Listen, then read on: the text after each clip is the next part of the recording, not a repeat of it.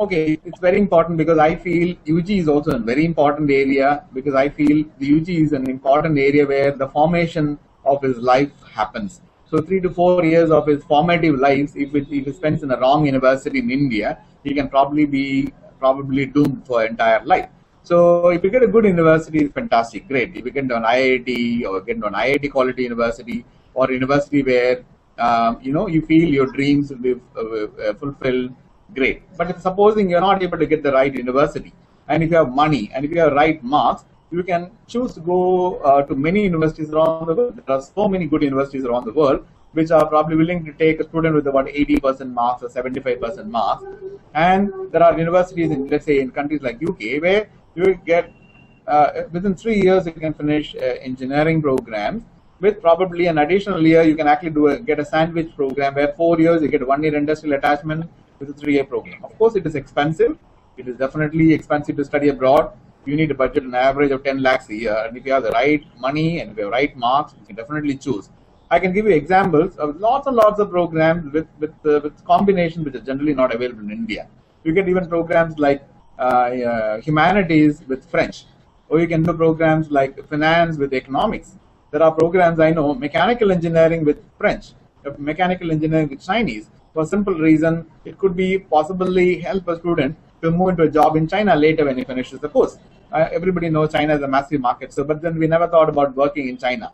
Chinese probably would not allow anybody without an expertise in Chinese. So lots of combinations available there. And in case you have the money, and if you have written the right marks, you scored at least maybe 75% and above, you can still seek to study in some of the good universities, let's say in Ireland or Australia or New Zealand, or probably even US for that matter. And another beauty of overseas universities, unlike in India, is in India we normally have only one intake in a year. Normally, most university admissions happen only, let's say, in July or August. This is the season when almost all the students put in their application. But let's say the student misses out getting a good university. What happens? He has to probably wait for the full year before he gets admission elsewhere. Whereas, unlike that, many universities abroad normally have 2 intakes or 3 intakes in a year. Like, give an example, in the US, we have a September intake, which we call fall. And then we have a January intake we call spring. And then there's possibly a summer intake which might happen in May. So which means the student misses out in September, he can still apply for January. And he doesn't have to wait for a full year ahead to get admission. So students who did not get a good admission, or if you feel you got the bad university in India, can still take a time out and still apply for university later. All you waste is probably about 3 or 4 months time, you can still go abroad. And of course, as I told you, the capabilities are very important. If your language skills are very good, if your marks are fairly decent, and if you have money to go abroad, and if you have the initiative and ability to stand alone on your feet, I'm sure lots of opportunities are still open. And I still don't believe that you need to only study a bachelor's course.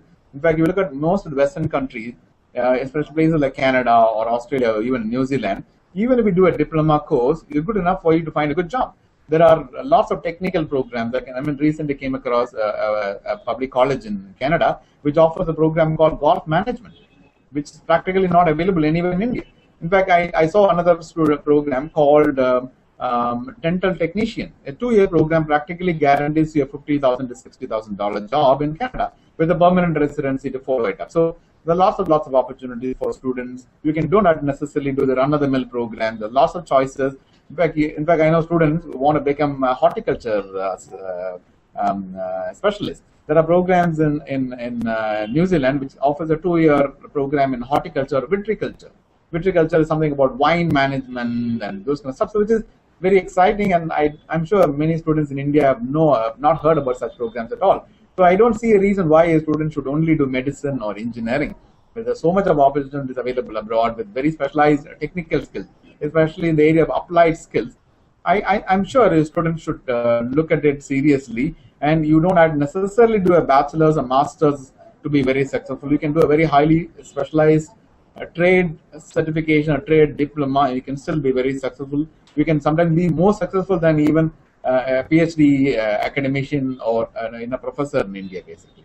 So when choices are available, I would say students should still take it up.